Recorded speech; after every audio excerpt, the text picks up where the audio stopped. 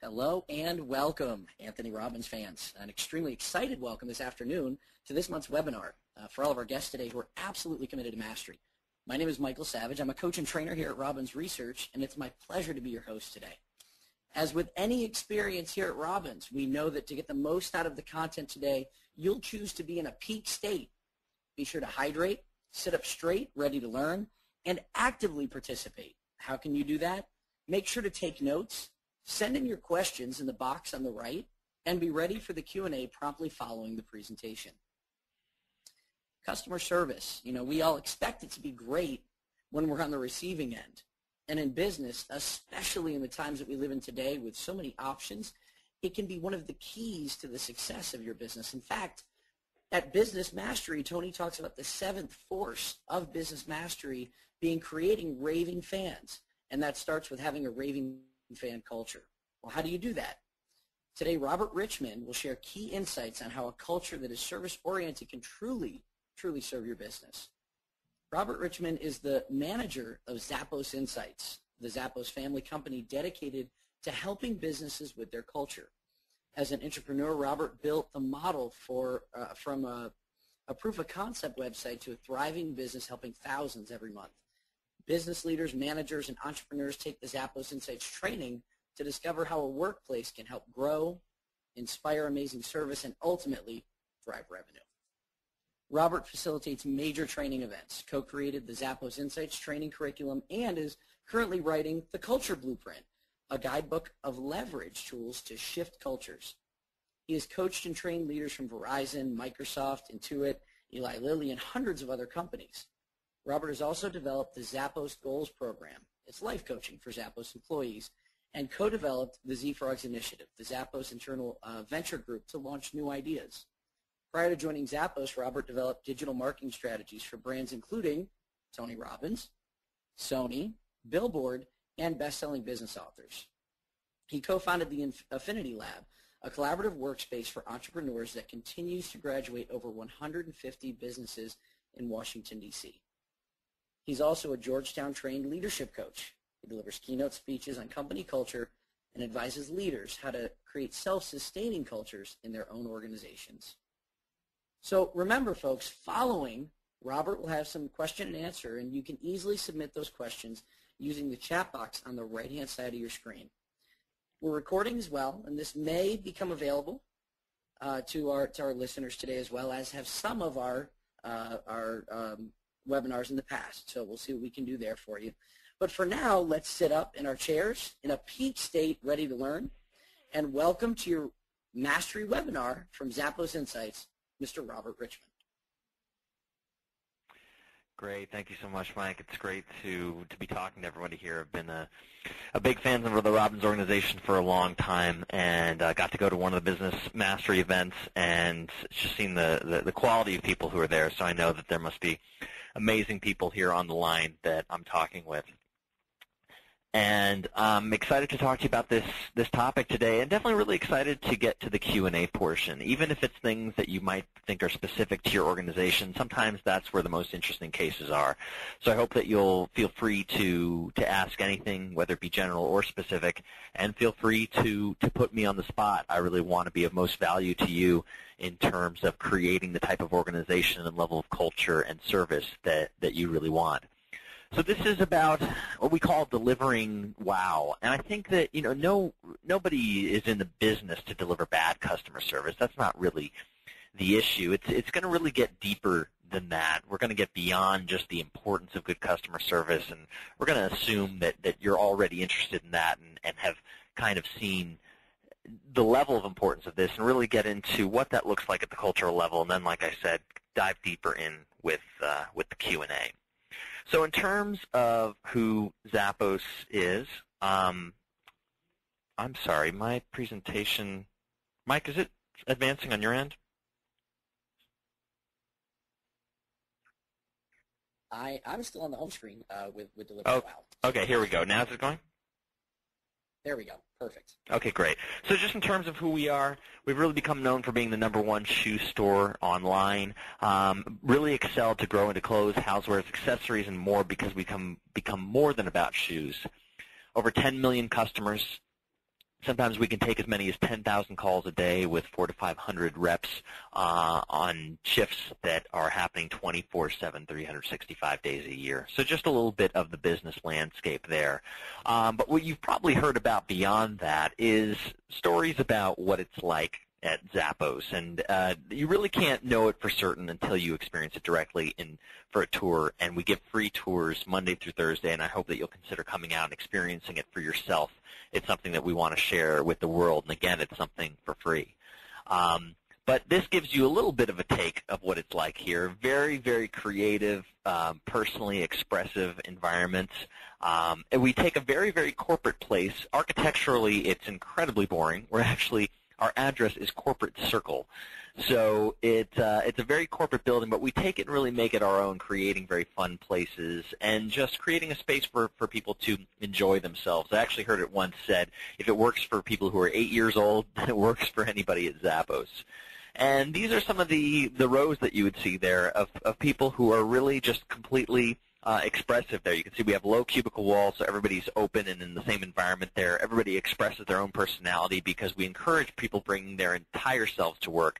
You'll see people who look like punk rockers to nerds to geeks to highly fashionable people walking down the aisles. Every walk of nature that if this were, a high school environment, you'd say there's no way those people even talk to each other. But the connection is really invisible, while externally we embrace a lot of our differences. This is Tony's desk right here. As you can see, it's the same as anybody else's. It's an open environment. Our whole idea is around our values of being humble and open and honest communication. So anybody can walk up to Tony at any time and ask a question, and there's no gatekeeper assistant there at the door with him or anything like that. This is at our KY, Kentucky shipping center. People just cutting loose, having a good time. A tiki bar at the training department. Pirate Day, of course. All these things are just to give you a glimpse of what it's like here. I think the most indicative part of the culture is actually something that's very subtle here, really, in this picture, which are the smiles. That's something that is a very unique experience when people are here. Just imagine a whole environment where everybody's really friendly, everybody's looking out to help each other. Just walking into it and just saying hi to somebody, you can feel it immediately, kind of walking into a great party and just being able to feel that on a vibe level. And consistently people tell us that on the tour. We don't do any kind of song and dance. We don't do any kind of performance for people. People are just literally walking the halls with us, getting to experience life at Zappos as it is right here. And in terms of me, that's me on the bottom acting the fool at a all-hands meeting. This is when we celebrate all together. This is at a Las Vegas club after we get together and shut down the entire call center for a team meeting where we get to really celebrate. And this is a key theme I want everybody to really write down, which is after having met with some of the biggest, best companies in the world, some of the most growing ones, and some of the ones that are really struggling, everybody seems to not take enough time just to stop and celebrate what has already happened. We're all so goal-oriented. We're all so future-focused and really A-driven A players that we don't take the time to just stop and say, hey, let's take some time for us, not for the customer, but to celebrate what we've done and how we've come so far. And my entree into this, Tribal Leadership, is the book there. We actually teach a lot on tribal leadership as a way to learn the different levels of culture. It's a highly great book I recommend reading. I was representing it at the time and eventually worked out a sponsorship deal where Zappos created the audio version of it, and now you can get it for free on, if you just type in Tribal Leadership at Zappos.com, you can download the audio version for free. And Tony was interested in really scaling the culture to share it with the world. We were sharing through tours and meetings and just sharing information with everybody, but he really wanted to create a whole business out of it because there was such a strong need. And for us to grow it and keep sharing the culture, we needed it to really show an ROI. So now it went from just a small idea and a website to now we have a 16-person company that I'm managing that shares the culture through classes, through a boot camp that we do in culture, tours, and culture books that we send around the world. I'm not sure if you can hear the noise behind me, but there's actually a parade going on as we speak through this closed door here. So why listen to the rest of this story? And I like to mention this part in terms of factors of credibility within business, because oftentimes when I talk to people, especially business leaders, they're really tend to get frustrated because there isn't a direct ROI correlation between a lot of these initiatives that we've taken on and things that we've made happen and things that we really believe in with revenue and profitability. But at the same time, the factors are there. In terms of American Express with their Customer Choice Awards, just ranked us #1 in 2011 for customer service. And we also are now #6 on the best places to work list in America. This kind of shows you our charts through 2008 of hockey stick style growth. It really keeps excelling into the multi-billions as we're getting into 2011. This is a slide that needs to be updated. And so these standard indicators of business success are really there. So that's where I'm showing that there's more of a dotted line that we can't really see between this great success and some of the things that we're doing. So how did this all start? A lot of you might know the story if you've read Delivering Happiness or heard from Tony, and I'm not going to spend a lot of time on this, but it is just interesting to note where the roots of this all began, because where the roots of it are really speaks to our success today as well. Because this was back in the day in the mid-'90s here. I show this slide to show that this was when people were convinced it was impossible to sell shoes online. This is a very tactile experience. And just starting it up in that small building there to the left in San Francisco, people really thought it would fail. But the reasons why it succeeded were really innovations that came out of limitations. So what happened was the original founder, Nick Swinmurn, while other businesses were testing out business plans for $20 million, this is back in the dot-com day, if you remember it, when people would just spend millions and millions of venture capital invested funds only to find out their business model didn't work. And instead, this guy actually took pictures of shoes at a shoe store, put them online, sold them, and then went down to the shoe store to buy the shoes and send them through the post office. Like that, we're talking about a scrappy beta. That's one of the philosophies that we've had, is just to test it quick and cheap to see if there's really a market for something before really investing a lot of time and money. And Tony at the time, this guy here, you can see him here with a lot of shoes, which is ironic because I think he owns about 3 pairs of shoes. But he really saw the passion for Nick and saw that there was a market for it because 5% of the market was doing it by mail order, and said, okay, there's something to be experimented with here. But even being the first into it, it was still something that seemed to be impossible. But the way that it was really differentiated was by creating an experience that was remarkable. And that was what allowed us to really grow. Because this was a time, competing with a lot of other .coms that were out there, this was a time, if you remember, everybody was spending millions of dollars on Super Bowl ads. And whether they would work or not, it was the only way to really get people to know about the .com. And we didn't have that kind of money to use back then. So we actually took a gamble that paid off really well, which was we said, look, we can't compete with the marketing dollars of these big guys who are buying ads on Super Bowls. And this was before AdWords was really getting extensive, and you could do a lot of target marketing with direct marketing campaigns that would show a big ROI that you could monitor. So instead, we used that limitation to say, why don't we take our marketing budget and put it into the customer experience itself? Doing things like, and I'll cover more of these later in the presentation, but creating an experience that was like going into a shoe store. So we created almost instantaneous delivery where now you can order as late as midnight sometimes and still get shoes the next morning. So you, like walking out of a shoe store, you get that instant gratification. Or free shipping back and forth, and allowing people to send as many pairs back as they want so they could try on as many as they want. And people would come to start to talk about this experience.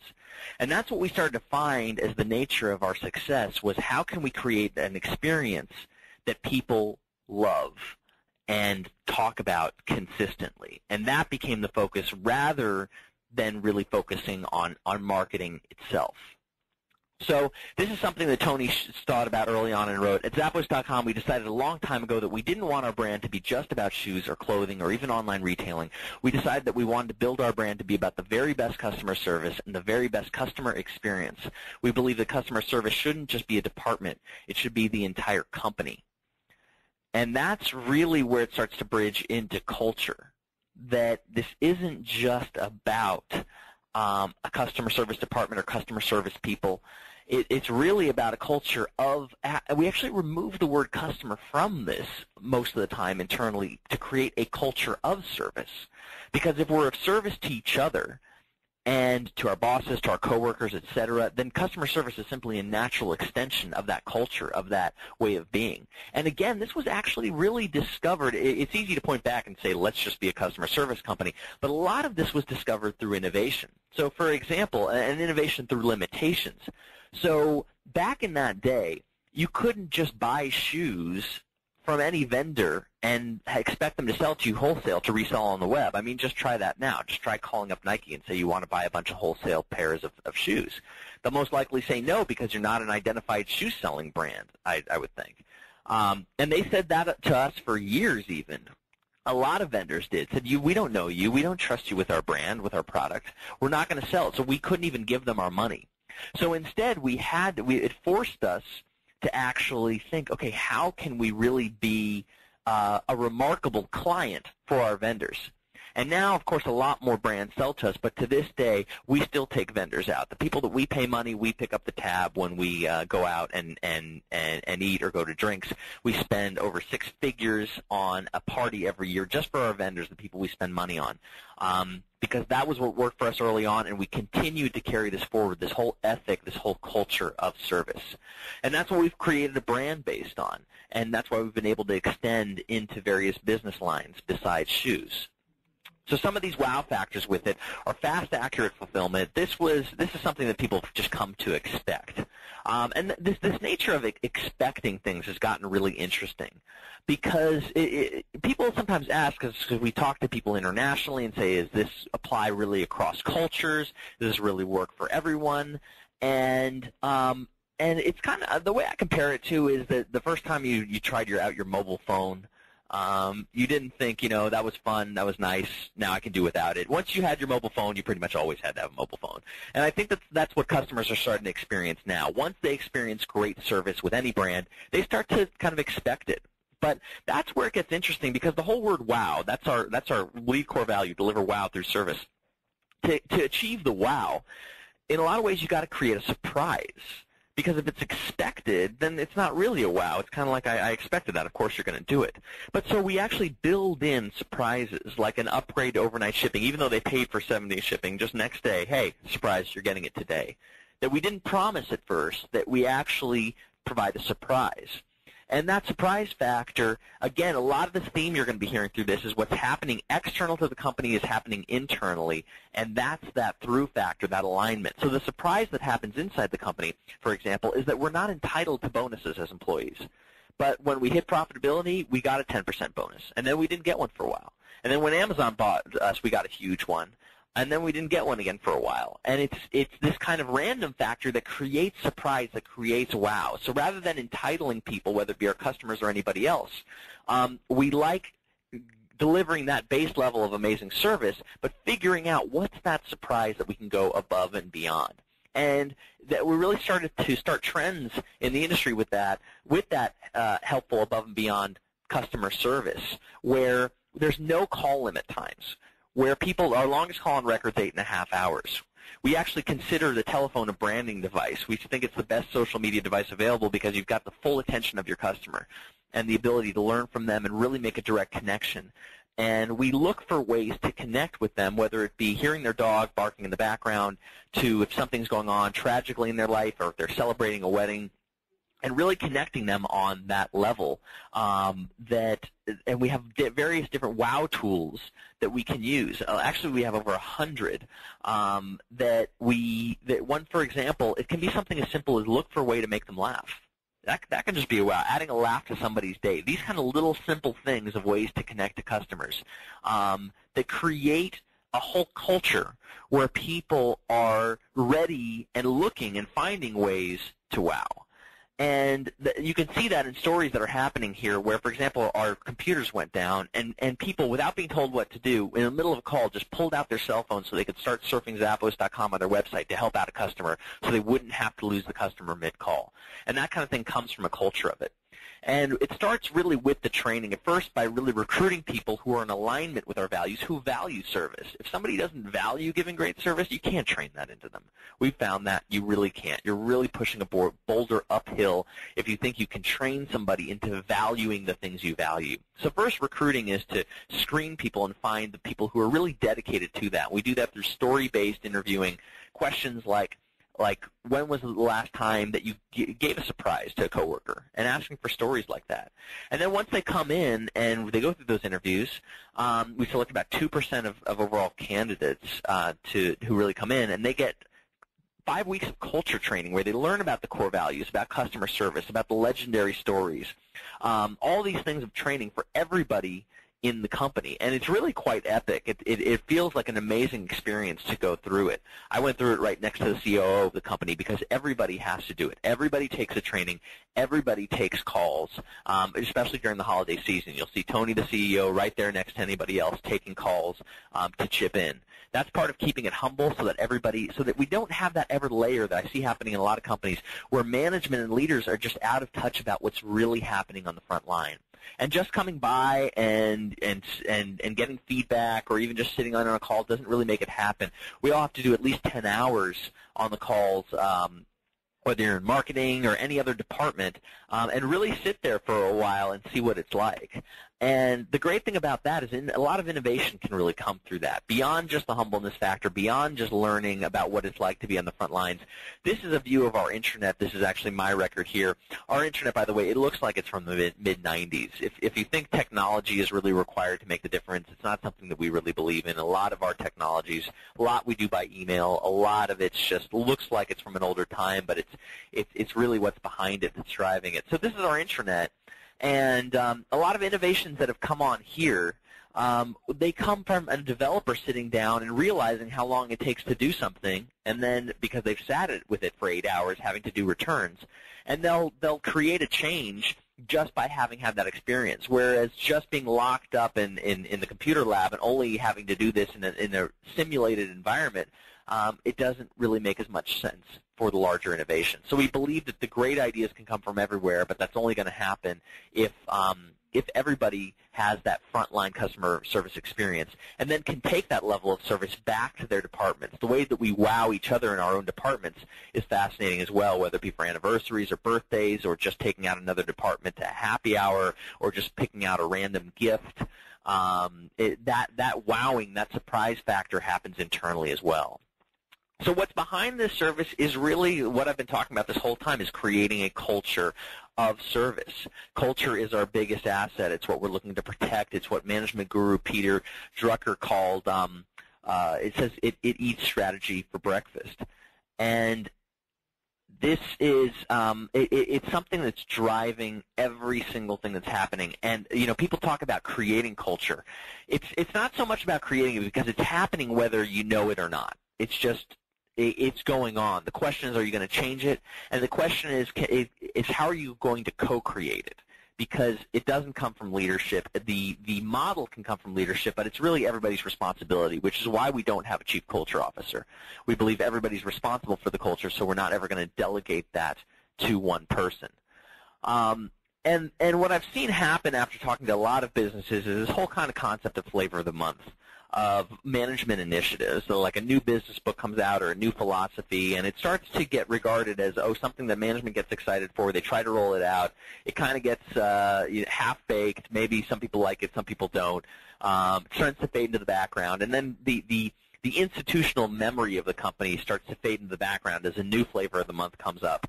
And if you're there long enough, you remember that there were 4 of them that came up, or maybe you're too new for that.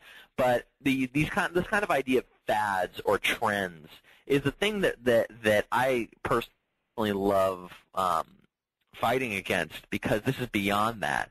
And the real antidote to that whole flavor of the month idea is that it has to be something that is lasting beyond trends, beyond strategy, beyond initiatives, even beyond people, because people are going to leave. You're going to leave. And what is the legacy that you're going to leave has to be beyond even your own leadership strengths.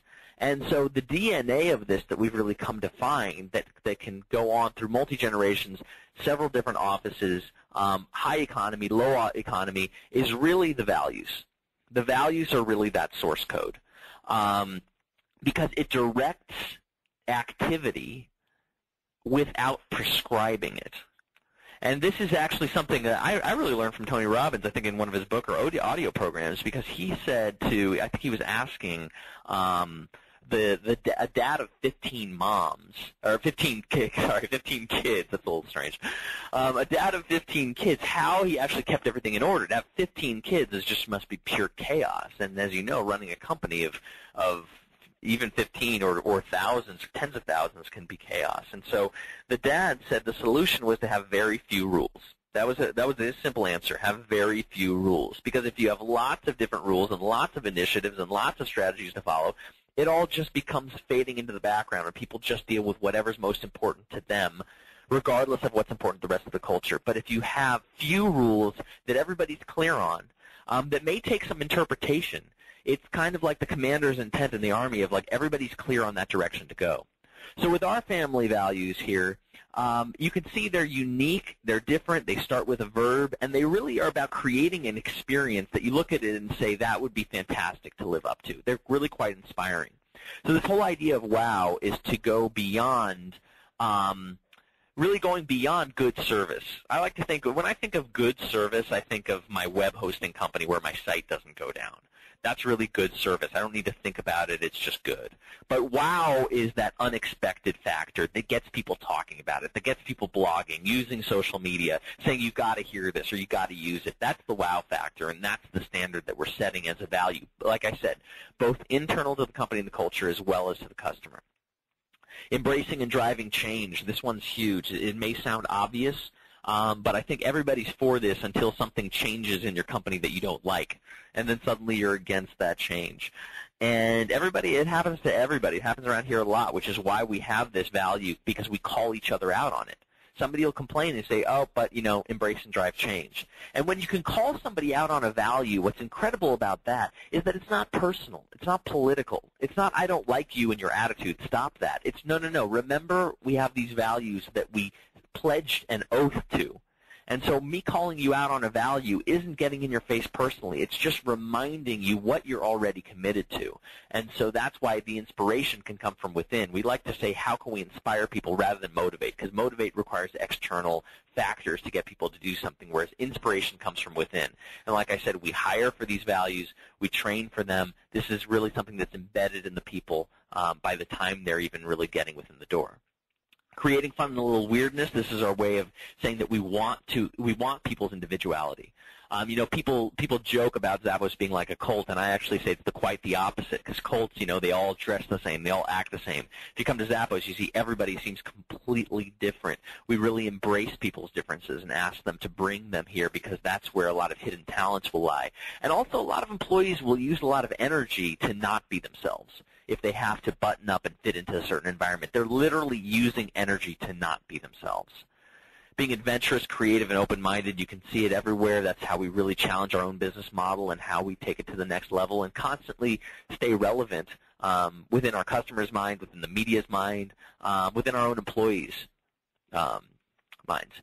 Pursuing growth and learning, I feel this value is really driving a lot of the other values, actually, because it's our own growth and learning that's connected to our happiness. We decided to really study the science of happiness, of what makes it happen, because it's really not money. People will tend to take money and then put it into things, actually, that won't make them happy. Savings doesn't make them happy. It's definitely prudent and a good thing to do, but we're going for happiness. We're not, looking for prudent here. We give people salaries to live on. We're not looking to choke anybody off. But we will invest in things that are proven by the science of happiness to create happiness. Pursuing growth and learning is one of them. It's really a strong driver of it. Building open and honest relationships with communication. This is something huge. I haven't seen a single company that isn't struggling with this, and we build this in to remind ourselves. It's not just about the honesty, because I can be honest with somebody and really ruin their day just with honesty, but the purpose of it is to build relationships. And we're constantly citing this value and bringing it into conversation. And I just had a whole open conversation with my own team. And we started it off by actually taking 10 minutes just to define this value and what it means so that we could set a tone of what the conversation would look like. Building a positive team and family spirit.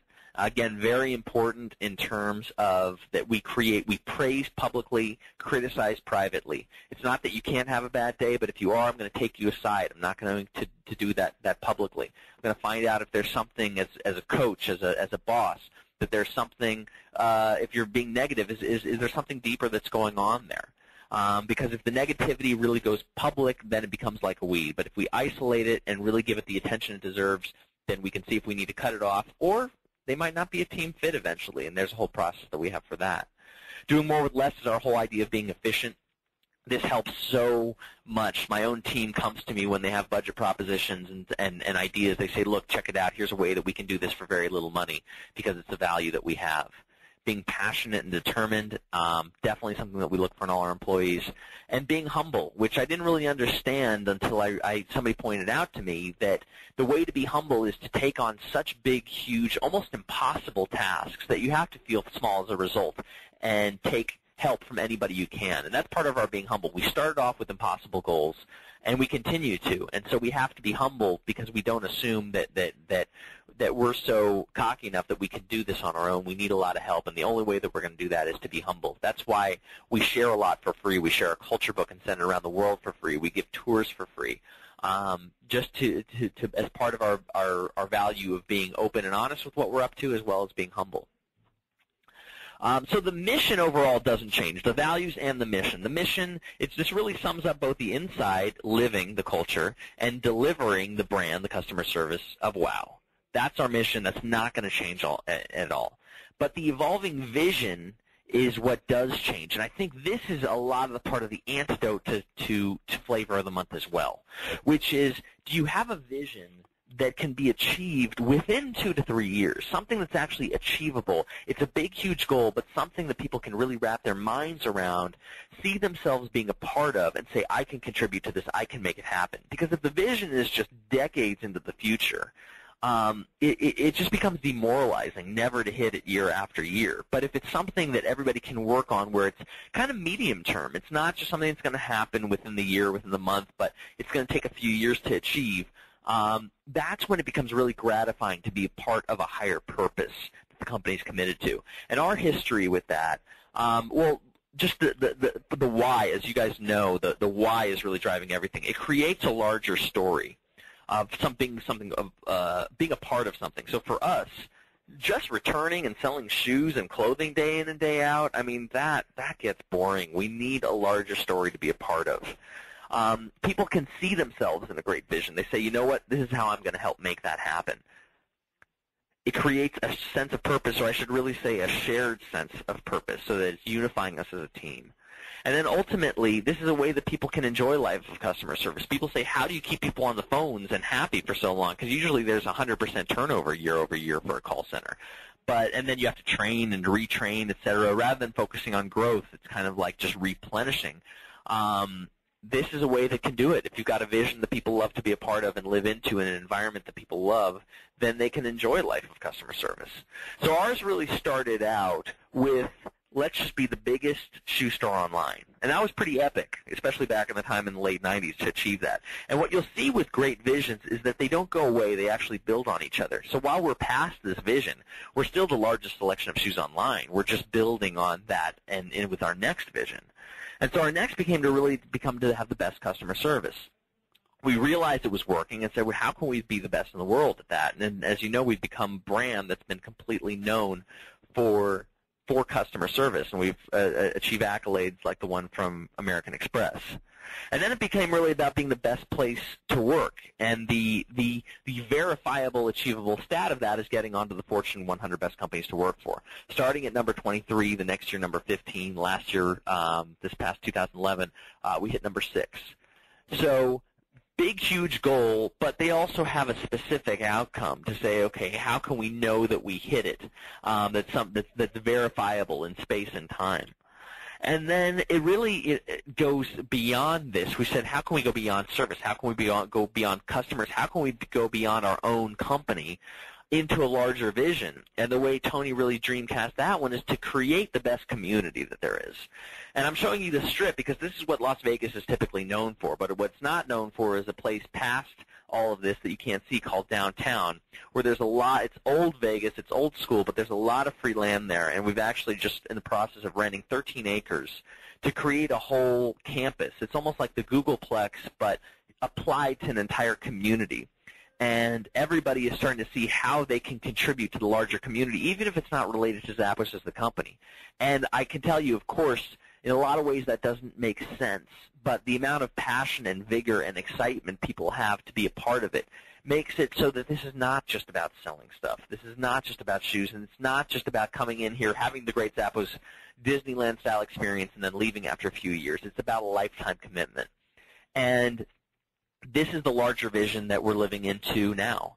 And to be a part of something that epic, that huge, and to really feel like our coworkers, our family, it's something that makes me somebody who's, as you've heard by my description, I've been an entrepreneur most of my life, and this is the first time I've really wanted to commit to a company for so long because I can see myself being a part of it. And the thing that you can't see on the balance sheet is how much money is saved with turnover, training costs, losing people, lawsuits, all these kind of things that are associated with turnover costs that you just can't put on a line item budget because you can't estimate it. But instead, this forward action, innovative thinking to focus on a culture of service that creates these amazing customer experiences is really how we've done it. And again, it'll frustrate the heck out of you if you're a data stats person because you just can't draw that exact line. I was actually just speaking to Google last week, and they were asking if we track the number of wows that we get per phone call. They're very, very engineering and stat-driven kind of culture, and it was a little frustrating for them to hear no, but at the same time they were quite fascinated because, again, they see that it's working. They see that people are happy. So they see the customers are happy. And the analogy that I really like to use for this is that any big, huge advancement in business starts off as counterintuitive at the time. So, for example, the turn of the century, when people were in factories and making widgets, this was a time when the best practice business philosophy was to have people working like slaves and getting as much output of them as possible. I mean, that's what efficiency was all about.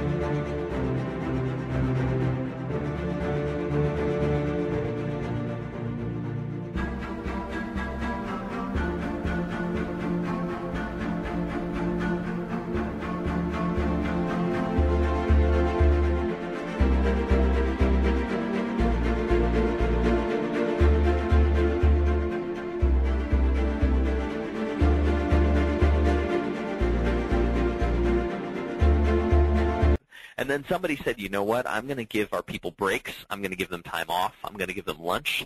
And it seemed ludicrous at the time. Wait, you're paying them not to work. You're paying them for an hour of lunch. You're paying them to take a little time off.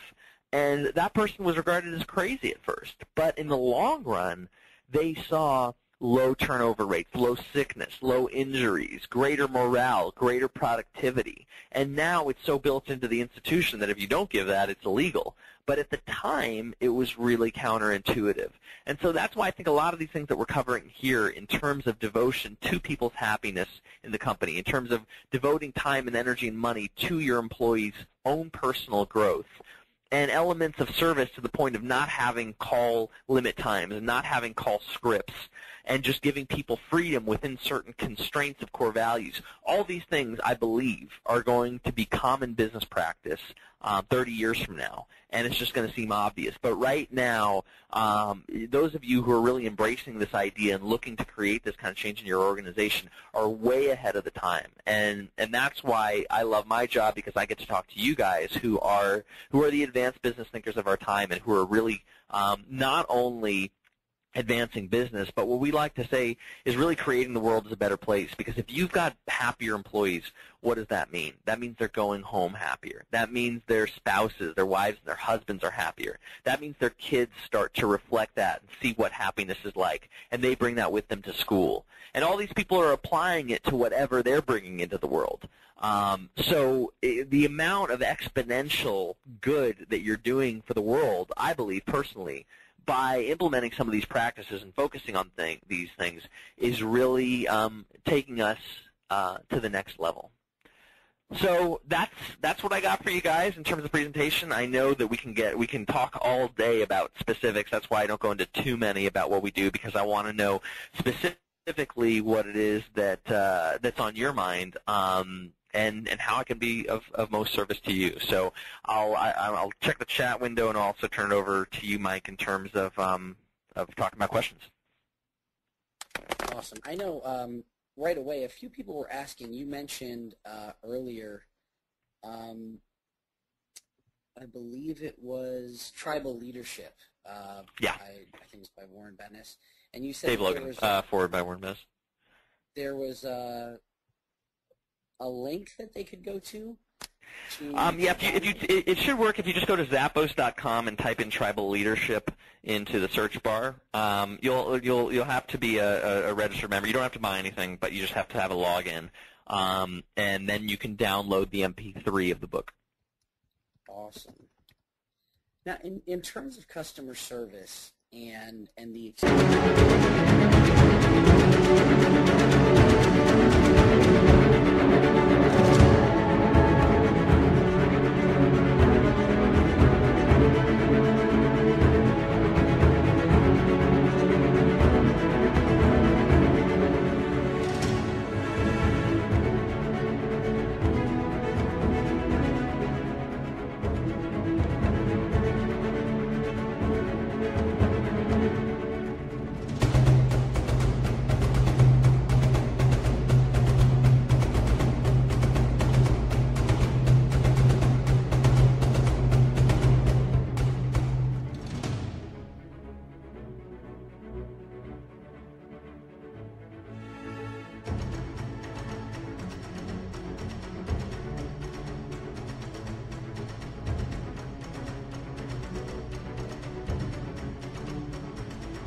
Experience that you guys obviously have with your clients at Zappos. We've heard the pizza stories and people ordering pizzas through Zappos and all that fun stuff and having crazy fun with what's going on.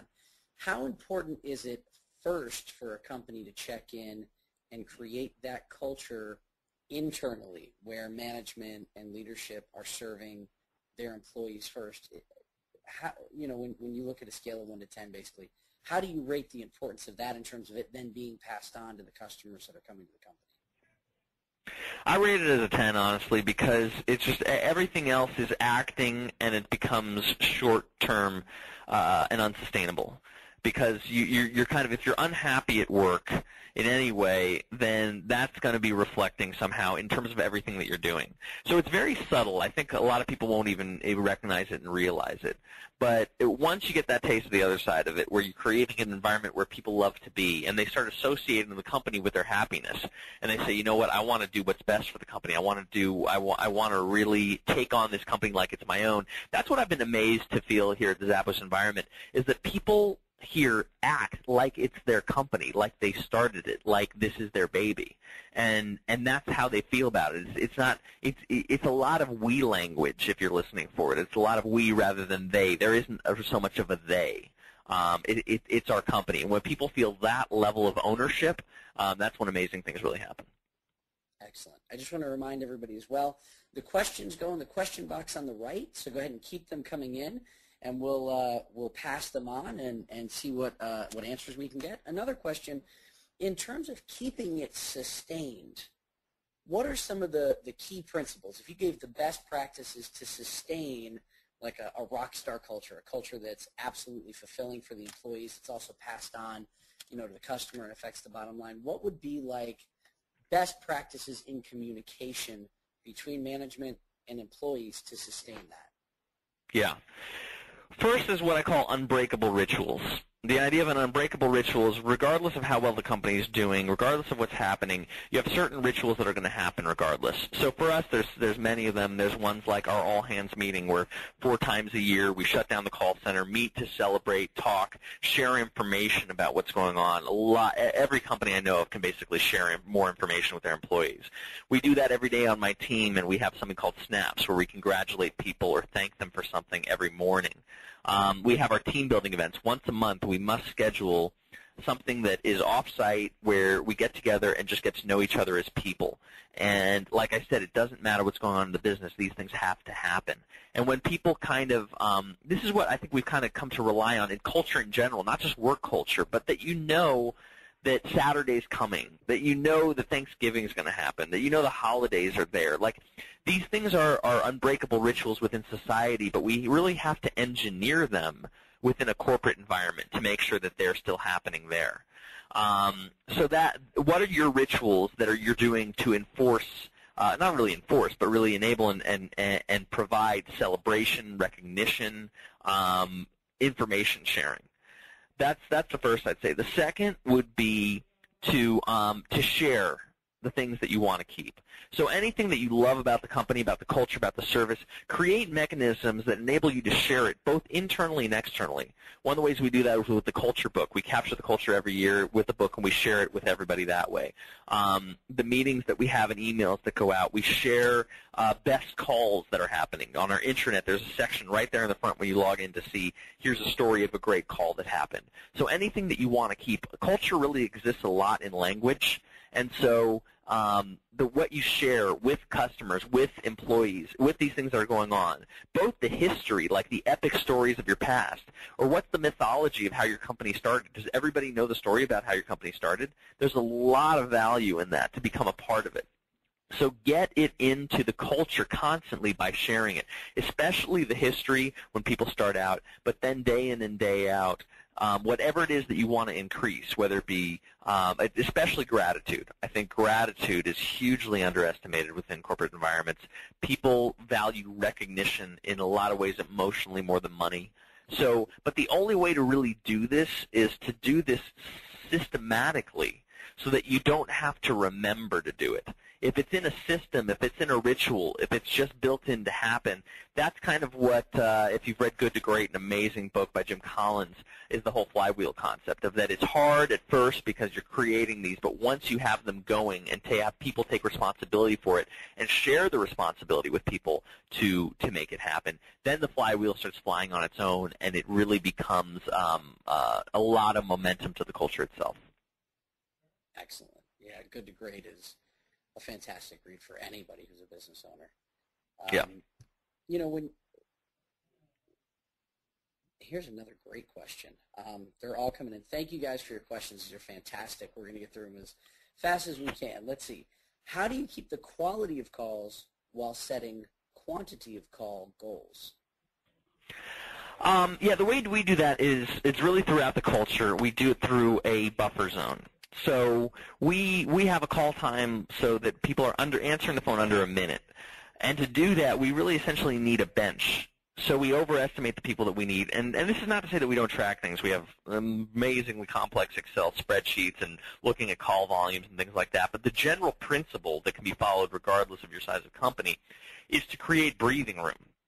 So that the customer is getting a fast answer for one. So you're not just maximizing efficiency so that people can be on for 15 minutes. We really maximize it so people are on for 45 seconds. And then creating enough space so that people have that 20% time. We call it the 80-20 rule. Beyond lunch and breaks, 20% of their time they can spend learning, growing, doing parades, culture activities, team building, all these kind of things that help to grow the culture. You may have heard of how Google lets its engineers spend 20% of their time on non-related work projects because that's where their innovation comes from.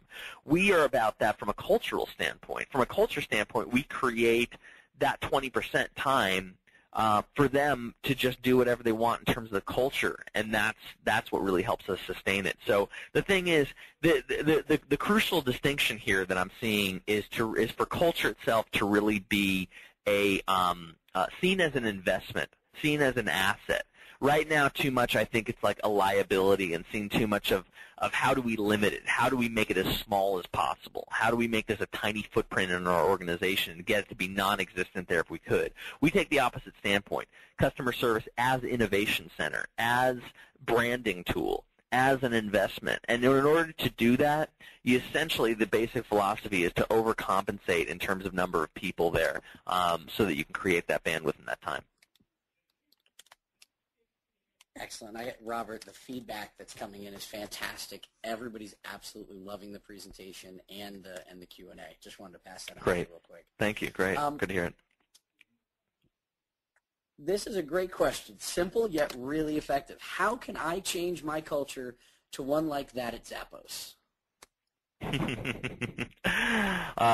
Do we have 2 days for the call? I'm trying to. It's a fantastic question. So I'd say this. Hey, Robert, if we could give them like a 3 to thrive. You know, Tony says 3 tipping point areas. Right. Something like that. Yeah. The first thing is our Tony has been fond of saying that the quickest way to build trust is through transparency, is through openly sharing. And for one thing, it's hard to know what kind of culture you're going to want to have unless you're really clear on what you value. What is it that's important to you, whether the business is going up or down, whether you're making millions and millions of dollars or whether things are going down, that you're having a great experience. That's what values are about. If you look at all our core values or anybody else's, the purpose of it is to create an experience.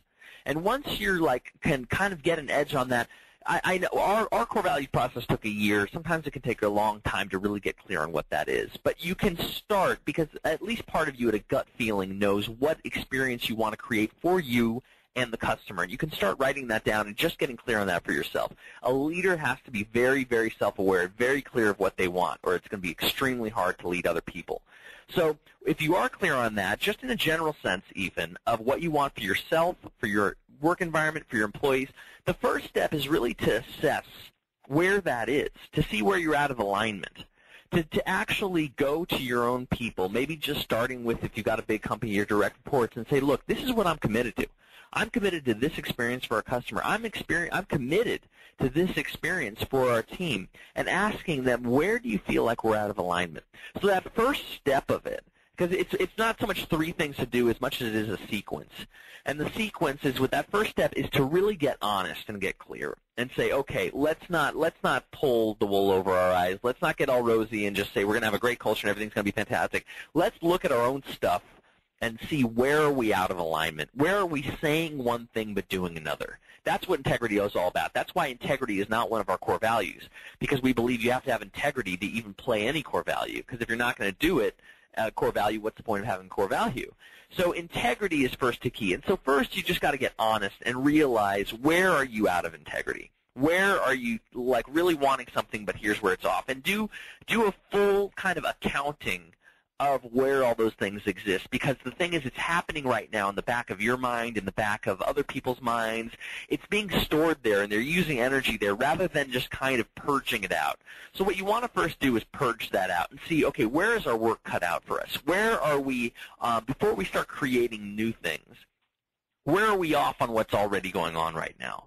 And turning to people and giving them an open, honest forum for that. And I think that what you can really do is you have to really create a safe conversation to do that. If you're just doing a drive-by by somebody's desk and saying, hey, what do you think? Where are we out of alignment? They're going to try to satisfy you as a boss and try to say what you want to hear. Whereas if you create a safe environment, and one of the ways to do that is the way we do it, by first defining in conversation what open and honest communication means, or you take people out to lunch off-site, just any place where they can kind of maybe take them out for a beer, any place where they can just kind of say, okay, it is safe to speak my mind right now. And you do that full assessment of where are you out of alignment and what can be done.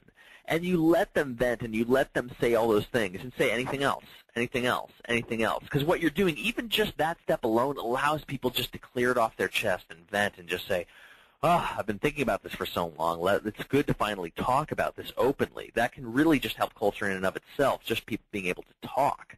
And so once you got that out there and they've said it all, they've said it all, then only then is that the time to say, okay, What are your ideas? Where do you think we could start? What do you think is the most important one? What's the high leverage one? What do you think could make a big impact? And this is where I see things get really interesting for companies, where they've got a lot to work on, but then they start to see, I mean, Tony's big on leverage. You know, it's where's that high leverage idea? And some of the ones that we've seen there is one company was just really kind of skimping on benefits and decided to go huge on it, and it just created a huge happiness shift. Another, they just finally abolished the dress code that was bugging people and just allowed people to wear jeans. Didn't cost anything, but people being allowed to wear jeans to work, it just suddenly created all this surge of energy of, oh my God, we get to be comfortable and management is listening to us. And that starts to build the success on top of success. To try to do everything at once is just like, you know, taking Omaha Beach on your own. It's just that you don't want to do it. But if you can first let people purge, then get their ideas, and then see one key leverage idea that you can make happen pretty quickly, that's going to build a lot of great energy. That's going to build a lot of faith in you as a leader, that you're listening, that you're doing something, that you're making something happening. And the great thing about that is they're going to want you to win. They're going to want to be behind you, whereas before, when they didn't get to vent those frustrations, they might actually in some ways be working against you to say, I want to see this guy fail just so he knows how bad it is. But when they see you doing this, suddenly it's that kind of conversion factor over, like, they kind of see you more as like this underdog they want to win. Like, wait a minute, this guy can really do it. They could, or woman or anybody can really do it and make this happen for us. And they start contributing more ideas and how they can work on it with you. And then it becomes kind of this snowball of success. Again, the flywheel concept. But that's the way, that's that progression that I see anybody starting to really make a culture change. Nice. Wow, there's a lot of great questions. Let's look. Here's an interesting one, and I'm sure a number of our listeners are in the same position. They only have a small team of about 4 salaried employees, and then they have about 10 contractors that they work with that are paid per job. And the question is, what would be your top 3 tips to start their young company with an amazing culture? So somebody that's got a small base, most of the people they work with aren't directly working with them, they're contracted per job. And they've got and they also mentioned having a limited budget. What would be like the top 3 tips for a young company starting out? Yeah, and I'd say this really applies to everyone because you can really find small teams or factions within any big company, even if it's not an official team. Everything does come down to small conversations. I like to actually call corporations a fiction because all you're really seeing are people communicating day in and day out with each other. We just happen to create these distinctions in our mind called HR, called the company, called anything. All communication and culture is people just communicating together with a shared purpose and a shared goal. So I'd say this applies to big companies as well, which is the thing that you can do is really to look to get to know people as people, to find out what drives them. Again, you can do this very well by taking people out to lunch and just sitting them down and really getting to know what is it that drives you? And you can really find out their own core values through this, even just by asking why. Why do you like that? Why do you like that so much? And you'll start to hear their core values. And you'll also start to hear what really drives them and what they want out of life. And this can go huge, really take you far in terms of your relationship with your coworkers because it's a first step in getting the whole person there. And again, you need the whole person there if you're going to get all their energy, all their devotion, all their passion for them to really embrace the company as if it were their own, as if they're an owner as well. And so what you want to do is first get to know them, hear what their goals are, hear what their passions are, and actually, and that'll do good in and of itself. But if you can actually write those down and start to keep track of it and think about it, you can start to keep those things in mind, especially when things like bonuses come around. It's much more effective if you know one of their dreams was, for example, what I just heard from one of my coworkers, to learn to ride a motorcycle. Rather than give them a few $100, the buying a few motorcycle lessons will make a huge impact. It'll be something that they'll remember for a long time. People are really craving, this is what I think is a larger trend that's starting to happen that I'm really seeing, is people are craving more human emotional contact with each other and to get in touch with what's really driving them. And people want to be seen. People want to be known. People want to be acknowledged.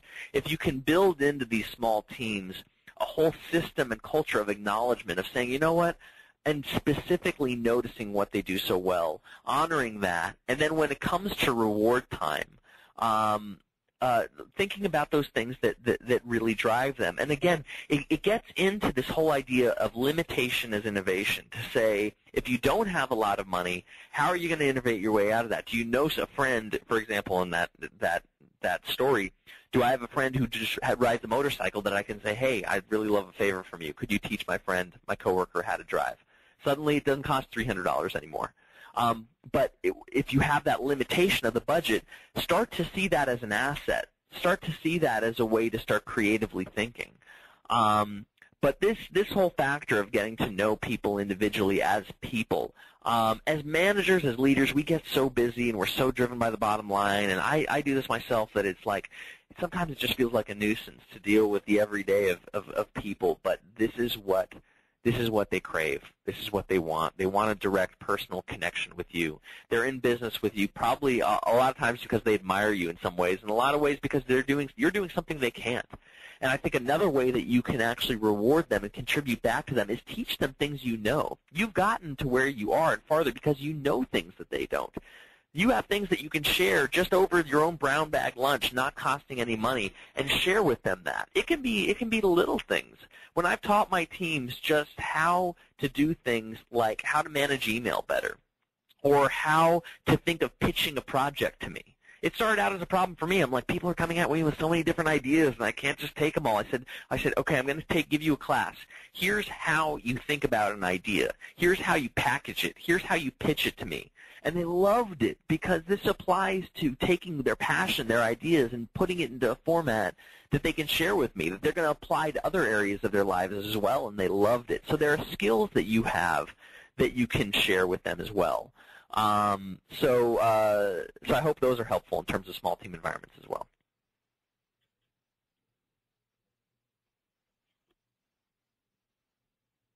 Mike, are you there? Hello? I am. I've got you. Okay. Perfect. Well, we had a question that was being asked by a ton of people, which is, how can they take the Zappos training? And if it's not available, what are some of the recommendations, books, maybe other seminars or things that you'd recommend them go take to put them in alignment with what's taught, if the training is or it's available to them? Yeah, absolutely. Well, there's this slide I'm putting up now, Zappos Insights. We do have a lot of different training events, boot camps.